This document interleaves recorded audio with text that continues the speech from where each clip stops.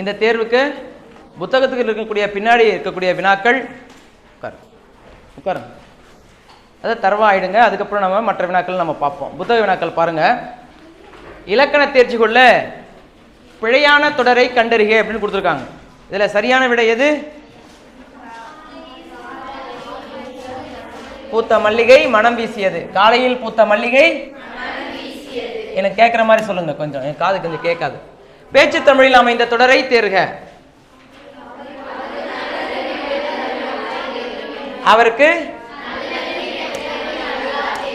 நல்லது கெட்டது நல்லா தெரியும் அப்படின்னு கொடுத்துருக்காங்க. இது என்ன எழுதாது?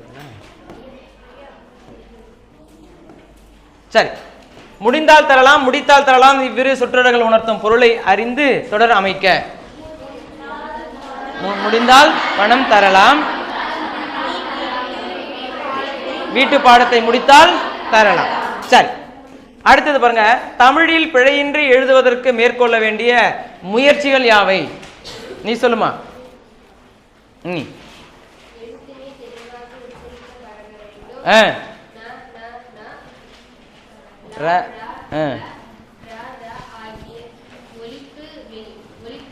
வேறுபாடுகளை ஒழிக்க வேண்டும்.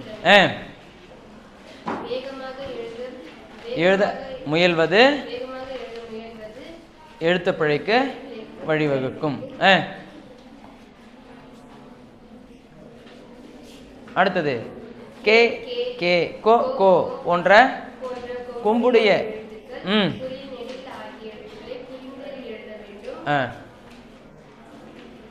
முதலில்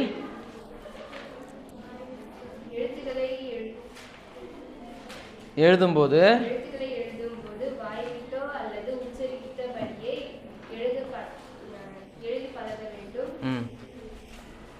சரி, வாழ்த்துக்கள். இப்ப இது மாதிரி இது சிறுவினாலையும் கேட்கலாம், உங்களுக்கு குருவினாலையும் கேட்கலாம். எங்க கேட்டாலும் அதே அந்த கருத்துக்களை மொத்தத்தையும் நம்ம எழுதிடுறோம். ரைட். அடுத்தது பாருங்க. பலவுள் தெரிக. சாத்த சர்க்குனரின் உரை ஏற்படுத்திய ஆர்வத்தினால் மயிலைசீனி வெங்கடசாமி எழுதிய நூல் கிறித்தவமும். அதுதான் அவருடைய முதல் நூல் கூட நம்ம படிச்சு வந்திருக்கோம். யாருடைய உரையை கேட்டு தூண்ட பெற்ற ஆர்வத்தினால் இந்த நூல் எழுதினார்னு பார்த்தோம். சாத்த சர்க்குனர். சரியா? அது எங்க? சிந்தாதிரிப்பேட்டை உயர்நிலைப் பள்ளியில தேப்போ மீனாட்சி சுந்தரனார் தலைமையில ஒரு குழு, ஒரு சங்கம், ஆய்வு கூட்டரங்கம் ஒன்று நடக்கிறது, தமிழ் ஆராய்ச்சி மாநாடு ஒன்று நடக்கிறது.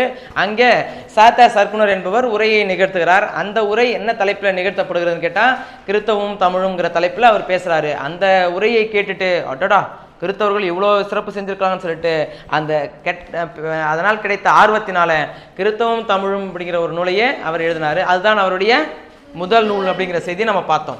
அடுத்தது மீண்டும் அந்த பழமை நிலம் புதுக்குதற்கு கவிஞர் குறிப்பிடும் பழமை நிலம் என்பது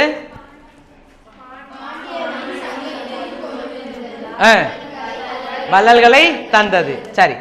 மின்னேர் தனியாழி வெங்கதிர் ஒன்று ஏனையது தண்ணீர் இல்லாத தமிழ் அடியதுகை சீர்மோனை. அடுத்தது பாருங்க. செம்பருதி என தொடங்கும் பாடல் இடம்பெற்றுள்ள கவிதை தொகுப்பு நிலவு பூ. மயிலைசீனி வெங்கடசாமி எழுதிய சொல்லாய்வு கட்டுரைகளின் தொகுப்பு. ஆமா, எந்த இதழில் வெளிவந்துச்சுன்னு கூட பார்த்தோம் நம்ம. செந்தமிழ் செல்வி. செந்தமிழ் செல்வி என்கின்ற இதழில் வெளிவந்துச்சு. அது அந்த ஒட்டுமொத்தமாக அந்த கட்டுரைக்கு என்ன தொகுப்பு அப்படின்னு கட்டுரை தொகுப்பு என்ன பேருன்னு பார்த்தா அஞ்சரை தும்பி. சரி. தமிழர் வளர்த்த அழகு கலைகள் நூல் பற்றி குறிப்பு வரைக. யார் சொல்ற? இந்த பக்கம், இந்த பக்கம் சொல்லுமா.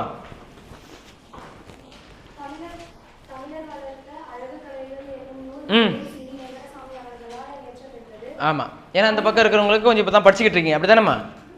படிச்சுக்கிட்டு இருக்கீங்க. பின்ன இந்த வரேன். ஆமாம்.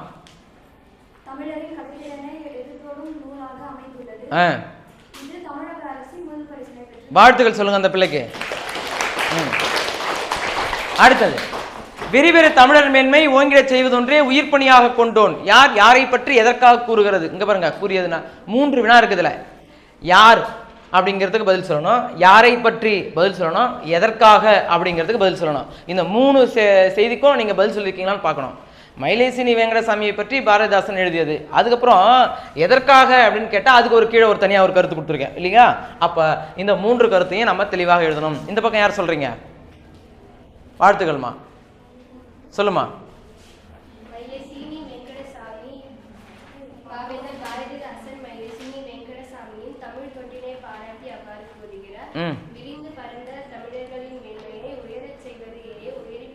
உயிர் பணியாக.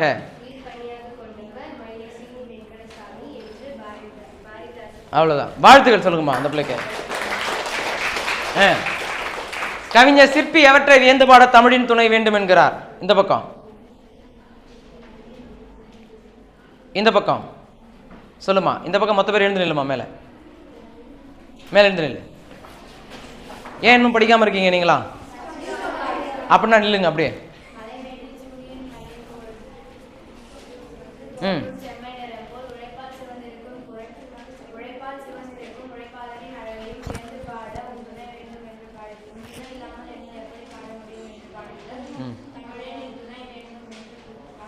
சரி, வாழ்த்துக்கள். அடுத்தது வாழ்த்துக்கள் சொல்லியா? இப்ப மறுபடியும் கீழே உட்காந்துக்கிட்டு இருக்கவங்களுக்கு விடியல் வனப்பு இரு சொற்களையும் ஒருங்கே அமைத்து தொடர் எழுதுக. யார் சொல்றீங்க? நான் உங்களுக்கு வாய்ப்பு கொடுக்கவே இல்லையே. கொடுக்கும்போது பயன்படுத்திக்க மாட்டீங்களே. சொல்லுமா.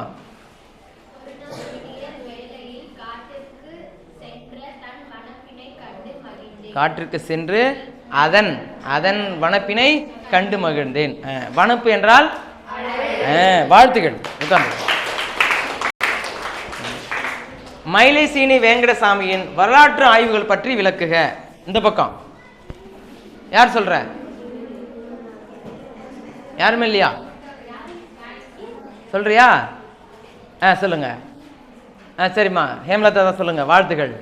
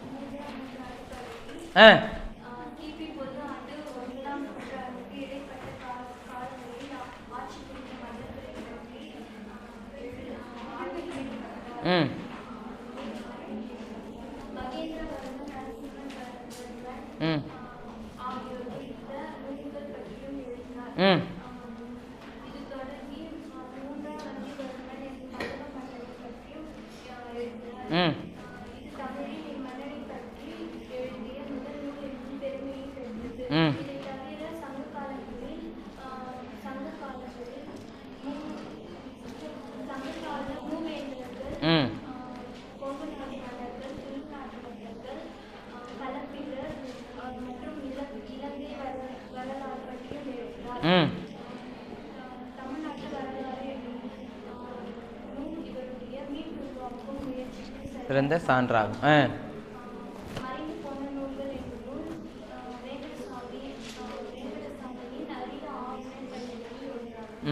வாழ்த்துக்கள் சொல்லுங்கம்மா.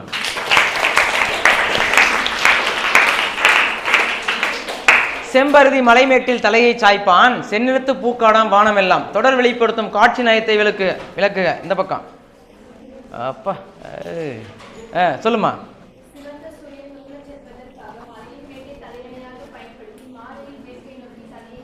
சரி.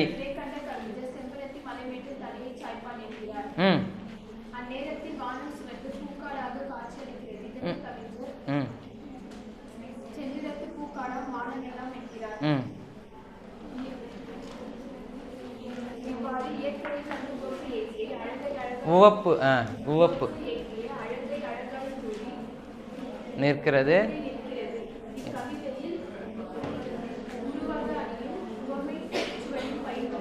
உவகை சுவையும். உவகை என்றால் மகிழ்ச்சி. உவகை என்றால் மகிழ்ச்சி சுவையும் பயின்று வந்திருக்குன்னு பார்த்தோம். ரைட்.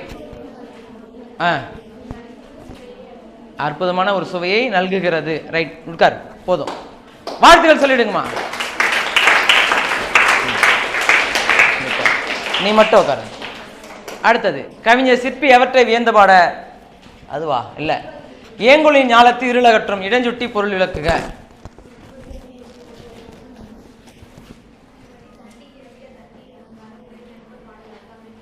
இன்னும் தெளிவா இன்னொரு செய்தி சொல்லியிருப்பேனே.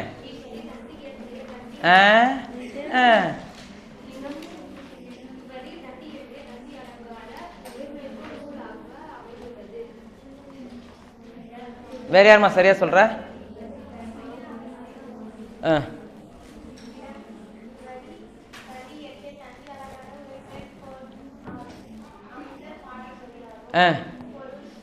இல்லை பொருளணியல் கொடுக்கல.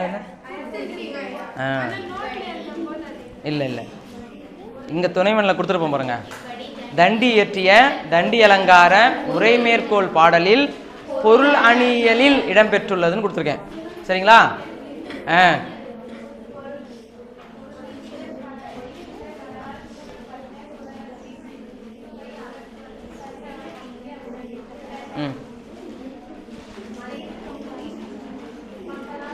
இருமா, எல்லாருமே கண்ணை மூடுங்க ஒரு நிமிஷம்.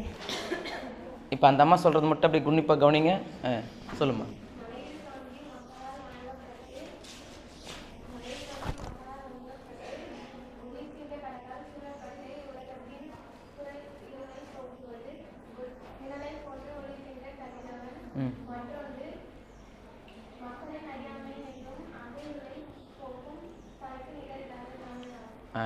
வாழ்த்துக்கள். இப்போ கண்ணை திறந்துக்கலாம்.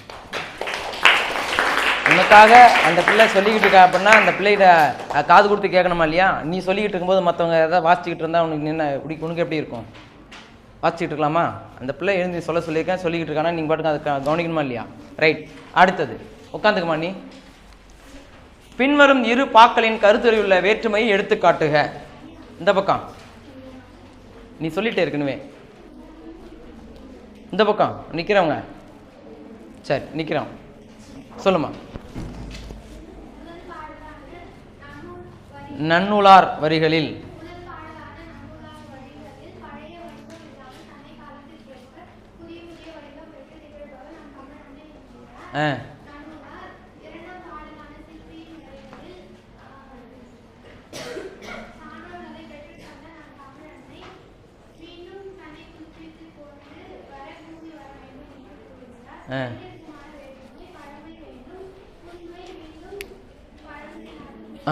புதுமை புதுப்பிக்க வேண்டும்.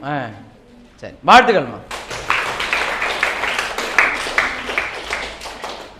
சரி, அடுத்தது இந்த பக்கத்துக்கான நெடுவினா. சொல்ல முடியாதா? இன்னும் படிக்கலையா? இந்த பக்கத்துக்கு இருக்காங்க, பல காட்டாதாங்க. அங்கே பாரு, பின்னாடி 2-3 பேர் கை தூக்கிட்டு இருக்காங்க. நான் சொல்கிறேங்க ஐயா, நெடுவினா படிச்சுட்டாங்க. நீ மட்டும் உட்காருமா. நெடுவினா படிச்சுட்டவங்க மட்டும் உட்காருமா. பண்ணிங்க இல்லைங்க. வீட்டில் என்ன பண்ணிக்கிட்டு இருந்தீங்க இப்போ? நேற்று நெடுவினா எதுவும் படிச்சுட்டு சொன்னேன் அப்புறம் இல்லையா? சிறுவனை மட்டும்தானா? அது இப்போ தேர்வுக்கு கூட அப்போ படிக்கல. அப்போ நம்ம தேர்வுக்கு படிச்சிருக்கணுமா இல்லையா? உட்கார் கவனி. இந்த சான்றோர் சித்தத்தில் எங்கெங்கெல்லாம் வினாக்கள் கேட்பாங்க பாருங்க. அந்த புத்தகத்தை எடுத்துக்கிட்டு இல்லையா கையில்? புத்தகத்தை கையில் எடுத்துக்கிட்டு இல்லையா? சான்றோர் சித்திரம் எடுங்க. எடுத்துக்கிட்டியா சான்றோர் சித்திரம்? ஆமாம்.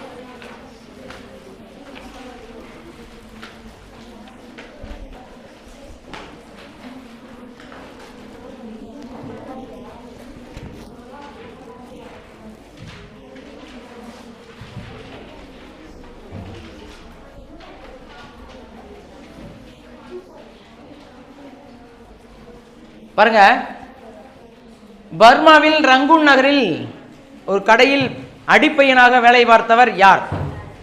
நீங்க சொல்லுவீங்க. வாசுப மாணிக்கம். ஆமா, இந்த வாசுப மாணிக்கம் எப்பொழுதுமே உண்மை பேசக்கூடியவராக இருப்பதனால கடை முதலாளி சொல்லுகிற பொழுதும் என்ன பண்ண மாட்டார், பொய் பேச மாட்டேன்னு சொல்லிட்டு இருந்தார் இல்லையா? அது அந்த உயர்ந்த பண்பு அவரை பல்வேறு உயரமான இடத்திற்கு கொண்டு சேர்த்ததுன்னு பார்த்தோம். ஏன்னா அப்படி அடிப்பையனாக வேலை பார்த்த அவர் ஒரு பல்கலைக்கழகத்தினுடைய வேந்தராகவே மாறியிருக்கிறார் அப்படிங்கிற செய்தி நம்ம பார்க்குறோம். ரைட். அது என்ன பல்கலைக்கழகம்னு பார்த்தா மதுரை காமராசர் பல்கலைக்கழக துணைவேந்தராக செயலாற்றினார் அப்படிங்கிறத செய்தி தெரியுது நமக்கு. தமிழ் மீது தனியாத பற்று கொண்ட இவர் அங்கே இருக்கக்கூடிய அந்த நடைமுறைகளை எல்லாம் தமிழில் பதிப்பிக்க வேண்டும், மொழியாக்கம் செய்ய வேண்டும் என்று விரும்பி அதே மாதிரி நடைமுறைகளை மொத்தத்தையும் தமிழிலே கொண்டு வந்தாருங்கிற செய்தி நம்ம பார்த்தோம். அடுத்தது பார்த்தீங்கன்னா இதில் மிக முக்கியமான வேறு செய்திகள், இந்த திருவள்ளுவர் விருது, அதுக்கப்புறம் அவர் இயற்றிய அந்த நூல்கள். இங்கே பாருங்க, வள்ளுவம், கம்பர், சங்கநெறி, இதெல்லாம் கோடு போட்டு வச்சுருங்க தானே? ஆமாம். இது திரும்ப ஒரு முறை நம்ம ஒரு அரை மணி நேரம் வாய்ப்புகள் தருவேன். அந்த நேரத்தில் எங்கெங்கெல்லாம் நம்ம அடிக்கோடு போட்டிருக்கோமோ அது எல்லாத்தையும் திரும்ப ஒரு முறை வாசிச்சிடணும். சரிங்களா? அவருடைய நூல்கள் பார்த்துங்க. என்னென்ன நூல்கள் சொல்லுங்க பார்க்கலாம். தமிழ்காதல், வள்ளுவம், கம்பர், சங்கநெறி உள்ளிட்ட பல நூல்களையும், கட்டுரை, நாடகம், கவிதை, உரை, கடித இலக்கியம், பதிப்பு என பல்துறை ஆளுமையாக இவர் விளங்கி இருக்கிறாருங்கிற செய்தி தெரியுது நமக்கு. அடுத்தது பார்த்தோம்னா இந்த நெடுவினா ஒன்று கொடுத்துருக்கேன். இங்கே என்னது, இருப்ப கலவையில் கட்டுரை வரைக ஒரு நெடுவினா இருக்குது. இது தமிழ் மொழியினுடைய தாய்மொழி கல்வி வழி கல்வியினுடைய சிறப்புகள். அதை ஒரு முறை வாசிச்சுக்கணும், பார்த்துங்க. அதுவும் ஒரு வினா தான், புத்தகத்துக்கு பின்னாடி இருக்கக்கூடிய நெடுவினா. தமிழாக்கம் தருக. Learning is the treasure that will follow it's owner everywhere. அதன் உரிமையாளரை பின்தொடரும் ஒரு கருவூலமாகும். சரி, பின்னாடி தமிழாக்கம் அந்த பக்கம் முடிச்சிட்டிங்களா? தமிழாக்கம் முடிச்சாச்சா? இந்த பக்கம் தமிழாக்கம் முடிச்சாச்சா? Right. A new language is a new life. ஆமாம். If you want to people understand you, speak their language.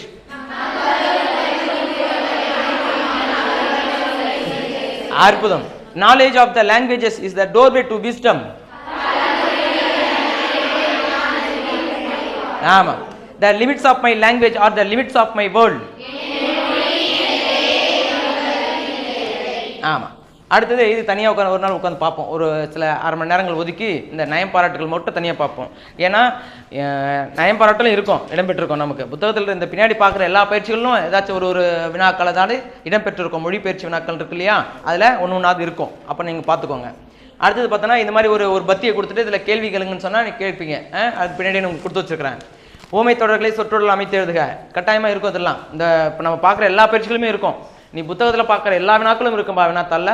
அதனால் எந்த வினா வராதுன்றத முடிவு பண்ணாதீங்க. ஊமை தொடர்களை சொற்றொடர்கள் அமைத்து எழுதுக. தாமரை இலை நீர் போல.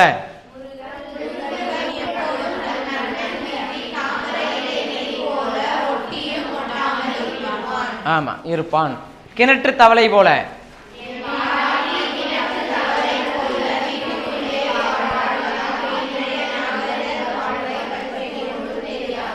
அவ்வளோதான். எலியும் பூனையும் போல.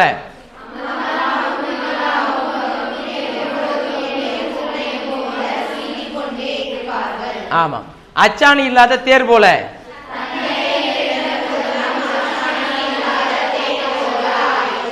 ஆமாம். உள்ளங்கை நெல்லிக்கனி போல.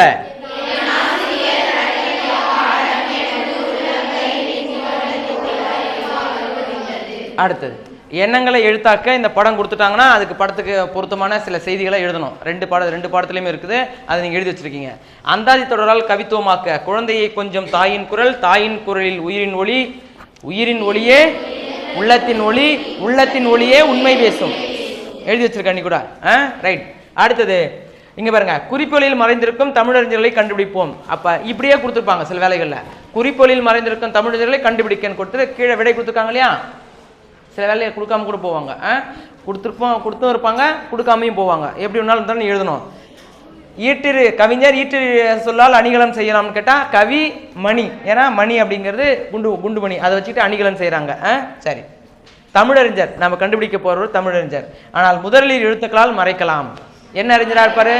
மறைமலடிகள். முதல் 2 எழுத்துல வச்சு என்ன சொல்லுது? மறை அப்படின்னு சொல்லுது. அப்போ மறைனா ஏதாச்சும் ஒரு பொருளை மறைச்சு வைக்கிறது, பொருள் தருது நமக்கு. தாய்மொழி ஈற்று எழுத்துக்கள் வெளிச்சம் தரும். என்னுடைய தாய்மொழி தமிழ் இல்லையா. கடைசி 2 எழுத்துக்கள் வெளிச்சம் தரும். எது? ஒளி. ஒளி வெளிச்சம் தரும் இல்லையா. சரி. அடுத்தது பாருங்க, சிறுகதை ஆசிரியர் முதல் பாதி நவீனம், புதுமை பித்தன். ஆமா, சிறுகதை ஆசிரியர் புதுமை பித்தன் தானே. அப்புறம் முதல் பாதி நவீனம்ங்கிறாங்க. நவீனம்னா நாவல்டி, புதுமை அப்படின்னு நம்ம சொல்றோம். சரிங்களா. அடுத்தது முன்னெழுத்து அரசன், பின்னெழுத்து தமிழ் மாதம். முன்னெழுத்து அரசன்னா எது? அரசன். கோ என்றால் அரசன், தை என்றால் அது ஒரு மாதம், தமிழ் மாதம் கொடுத்துருக்காங்க. இது எல்லாத்துக்கும் இப்போ நம்ம கீழே பொருத்தி வச்சிருப்போம். அடுத்தது பார்த்தீங்கன்னா கதையை தொடர்ந்து நிறைவு செய்க. அது அந்த கற்பனை கதை உங்களுக்கு தெரியும் இல்லையா. அது இயற்கையுடன் எப்படிப்பட்ட ஒரு உரையாடல் நம்ம நிகழ்த்துறோம், வீட்டில் இருக்கிற பொம்மை எப்படி பேசிச்சு அப்படிங்கிறதெல்லாம் நம்ம சொல்கிறோம், கற்பனையாக எழுதுகிறோம். சரி. நிற்க அதற்கு தக. அடுத்தது பார்த்தீங்கன்னு சொன்னால் இதை படிக்கிற மாதிரி நடந்துக்கணும் அப்படிங்கிறதுக்காக நீ பக்கத்தில் எழுதியிருக்க, அது ஒரு வாசிச்சுக்க, நம்முடைய அறிவு வளர்வதற்காக அந்த செய்தி. படிப்போம், பயன்படுத்துகிறோம். ஆந்த்ரோபாலஜி. அப்போ இதை தமிழில் கொடுத்தாங்கன்னா, ஆங்கிலத்தில் கொடுத்தாங்கன்னா நீங்கள் தமிழ் எழுத போகிறீங்க, தமிழில் கொடுத்தாங்கன்னா ஆங்கிலத்தில் எழுதணும். இந்த கலை சொல்லுங்கிறது அப்படி தான் உனக்கு வரும். புரியுதுங்களா. அப்போ தமிழில் கொடுத்தா ஆங்கிலத்தில், ஆங்கிலத்தில் கொடுத்தா தமிழில், நீங்கள் ரெண்டுத்தையும் தெளிவாக போகணும். சரியா. சிலர்லாம் வந்து வரிசையாக என்ன பண்ண படிச்சிருவேன், ஆனால் அதுக்கு தமிழ் மட்டும் தான் படிச்சுட்டு போவேன், ஆங்கிலத்தில் கவனம் இல்லாமல் போயிடுவேன். அப்படிங்கிற போது சிக்கலாயிரும் நமக்கு. அதனால் என்ன பண்ணுங்கள், தமிழ்லையும் படிச்சுக்கோங்க, ஆங்கிலத்திலையும் படிச்சுக்கோங்க. எது வேணாலும் கேட்பாங்க, நீ மாற்றி எழுதணும். ரைட். 1க்கு அரை மதிப்பெண், 4 கேட்டாங்கன்னா 4 2 மதிப்பெண். சில வேலைகளில் 2 கூட கேட்பாங்க. ஏன் சில வேலைகளில் இது 1 மதிப்பெண்ணில் கூட போய் கேட்டுருவாங்க. எங்கே வேணாலும் கேட்கலாம், நம்ம தயாராக இருக்கணும் எங்கே கேட்டாலும். அடுத்தது ஆர்கியாலஜி. ஆர்கியாலஜினா ரிசர்ச்னா ரிசர்ச்னா ஃபைன் ஆர்ட்ஸ். ஃபைன் ஆர்ட்ஸ்னா ஃபீல்டு ஸ்டடி. ஃபீல்டு ஸ்டடினா எபிகிராபி. எபிகிராபி அறிவை விரிவு செய்யணும் ஒரு பகுதி கொடுத்துருக்காங்க பாருங்களா. இது வரைக்கும் நீங்கள் முடிச்சிங்கன்னா தான் ஒரு இயலை முடித்ததாக அர்த்தம். அதனால் இதுவரையில் நீங்கள் தெளிவாக படிக்க வேண்டும். புரியுதா உங்களுக்கு? இங்கே பாருங்க, பாரதியின் கடிதங்கள், இதை பதிப்பித்தவர் யார்? வினாக்கள் எப்படி வரும் தெரியுதா உனக்கு? அப்ப பாரதியின் கடிதங்கள் அதை பதிப்பித்தவர் யார் தான் கேட்பாங்க இல்லையா? அப்ப நமக்கு குறிப்பா கொடுத்துருக்காங்க பாரதியின் கடிதங்கள் ரா பத்மநாபன் அப்படின்னா என்ன செய்தி? அந்த பாரதியின் கடிதங்கள் அவர் தான் எழுதினாரா? இல்லை, அந்த நூலை பதிப்பித்தாரு அப்படின்னு அர்த்தம். சரி, இலக்கண உலகில் புதிய பார்வை டாக்டர் பொற்கோ. பொன் கோதண்டராமன் அவர் பேரு. பொன் கோ அதை சேர்த்து பொற்கோன்னு வச்சுக்கிட்டாரு. பொன் கோதண்டராமன் பொற்கோ என்று சேர்த்துக்கிட்டாரு. பொன் கோ பொன் கோ பொன் கோ. அப்ப நிலைமொழியில் இதில் நகரம் வருகிறதோ வறுமொழியில் வல்லினம் இருந்துச்சுன்னா அந்த எண்ணு எட்டாக மாறும். நம்ம படிச்சிருக்கோம் முன்னாடி. என்னென்ன வல்லினம் வர டரவும் அப்படின்னு இருக்குது. சரிங்களா? அதனால பொன் கூட்டல் கோ பொற்கோ என்று வைத்துக் கொண்டார். அப்ப இலக்கண உலகில் புதிய பார்வை என்ற நூலை எழுதியவர் யார்? டாக்டர் பொற்கோ. சுவரொட்டிகள். சுவரொட்டிகள் நெல்லூர் அரிசி. நெல்லூர் அரிசி. ஆமா. அடுத்தது இந்த பாரதி கட்டுரை இதெல்லாம் இருக்காது. தமிழர் வளர்த்த அழகு கலைகள், மறைந்து போன தமிழ் நூல்கள்.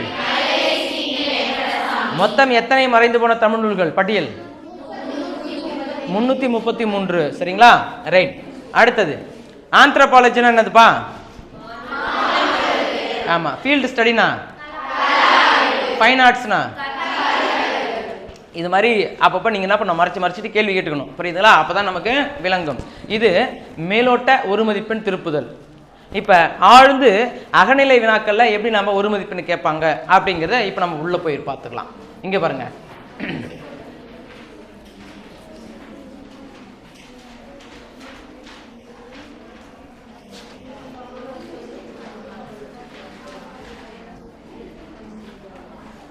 இயல் ஒன்றின் தலைப்பு என்னதுப்பா? இயல் ஒன்றின் தலைப்பு ஆமா. 2000 ஆண்டுகளுக்கு முன்பு தமிழ் பிராமி கல்வெட்டுகள் பொறிக்கப்பட்ட ஒரு பாறை எங்குள்ளது? மாங்குளம், மதுரை. அப்ப கேள்வி எங்கிருந்து ஆரம்பிக்கணும்ங்கிறத நீங்க பாத்துக்கங்க. புரியுதுங்களா? அடுத்தது இங்க பாருங்க, இதான் அந்த கல்வெட்டு. இந்த கல்வெட்டு எந்த எழுத்து வடிவத்தில் இருக்கு அப்படின்னு கேட்டாங்கன்னா நம்ம சொல்லுவோம் தமிழ் பிராமி. தமிழ் பிராமி அப்படின்னா தமிழின் முந்தைய வடிவம் அப்படின்னு அர்த்தம். தமிழினுடைய முந்தைய வடிவம் இப்படிதான் இருந்திருக்கு தமிழ். அதுக்கப்புறம் கொஞ்சம் கொஞ்சமா மாறி இப்போ நம்ம கையில் இருக்கக்கூடிய எழுத்து வடிவத்துக்கு மாற்றம் பெற்றிருக்கிறது. காலந்தோறும் தமிழ் இவ்வாறு பல பழிநிலைகளை பெற்று பெற்று பெற்று கொஞ்சம் கொஞ்சமா மாறி வந்திருக்கிறது. இப்போ நம்ம கையில் இருக்கிறதும் மாற்றம் அடையலாம்னு கேட்டால் மாற்றம் அடையலாம். புரியுதுங்களா? ரைட். இது 2000 வருஷத்துக்கு முன்னாடி இருந்த தமிழினுடைய முந்தைய வடிவம். ரைட். தண்ணீர் இல்லாத தமிழ், இது எந்த நூலில் இடம்பெற்றிருக்குதுப்பா? தண்ணீர் இல்லாத தமிழ். தண்டி அலங்கார உரை மேற்கோள் பரலாக இந்த பாட்டு நம்ம கொடுத்துருக்காங்க.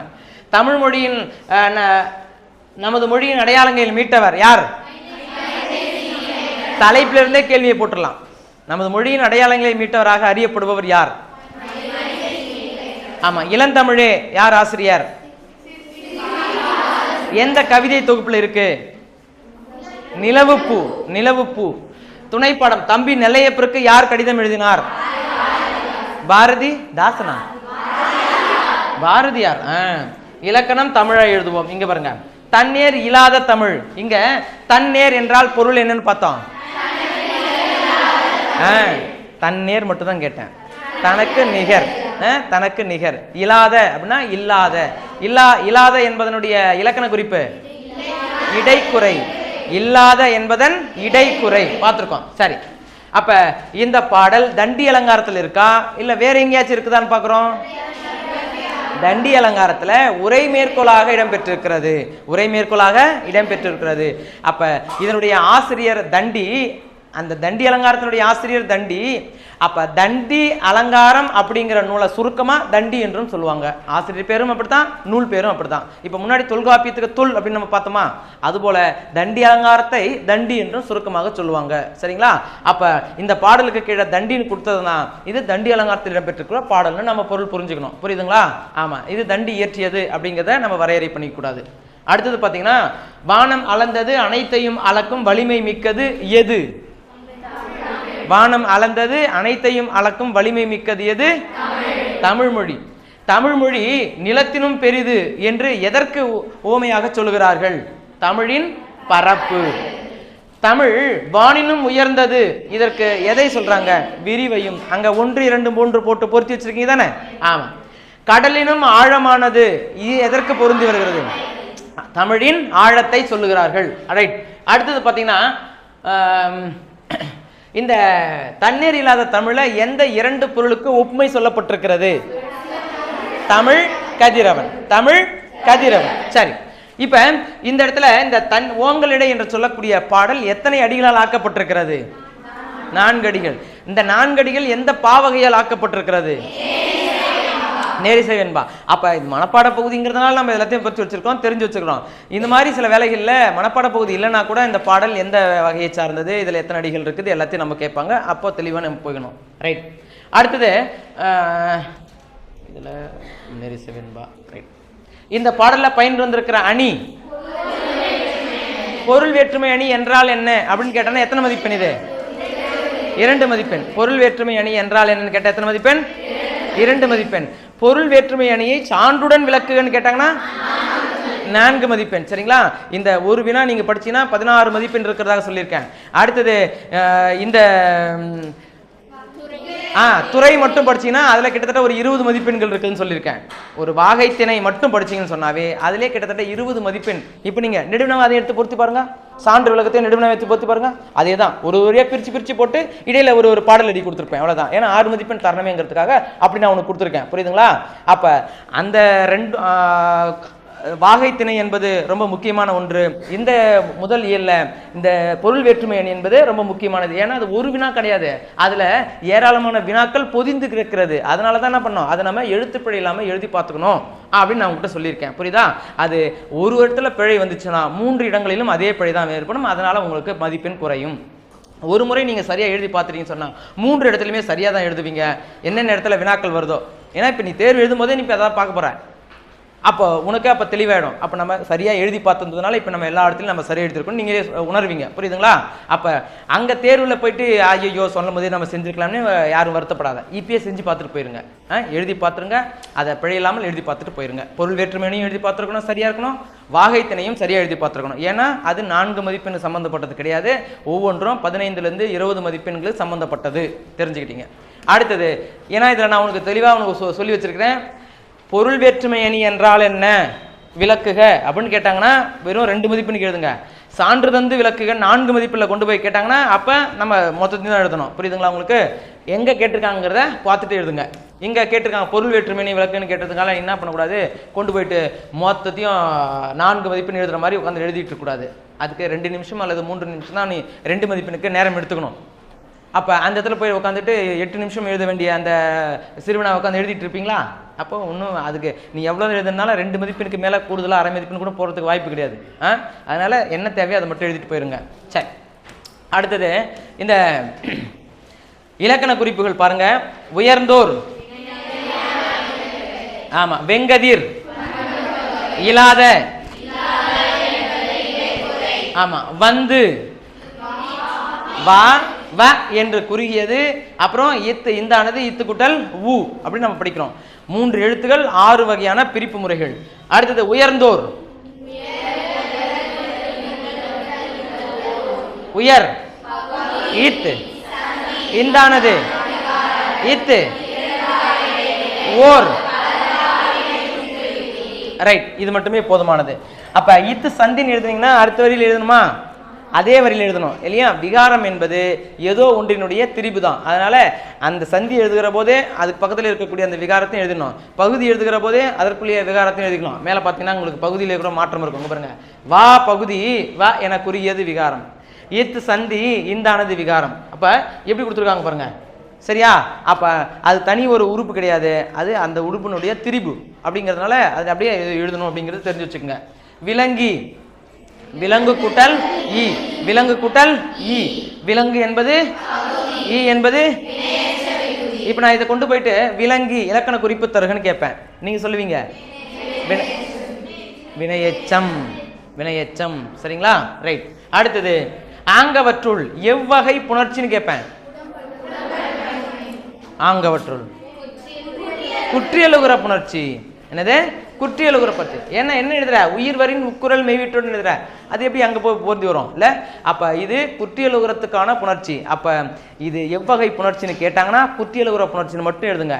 பிரித்து புணர்ச்சி விதி தருகன்னு கேட்டாங்கன்னா தான் நீங்க அதை பிரித்து அதை சேர்த்து வைக்கின்ற விதியை கூறணும். புணர்ச்சினா சேர்க்கிறது அப்படின்னு அர்த்தம்.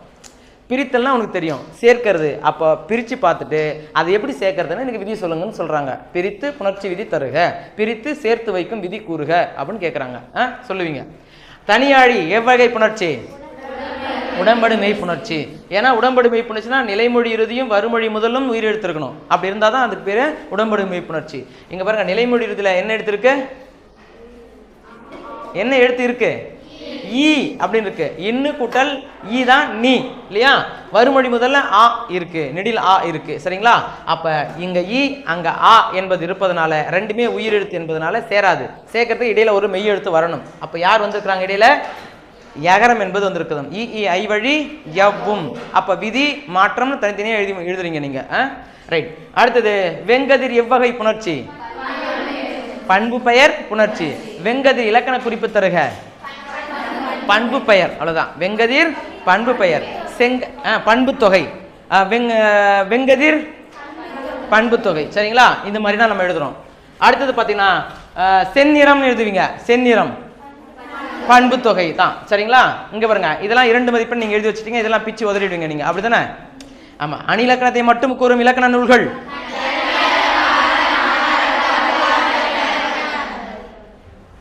அடுத்தது அணி இலக்கணத்தையும் சேர்த்து சொல்லக்கூடிய இலக்கண நூல்கள்.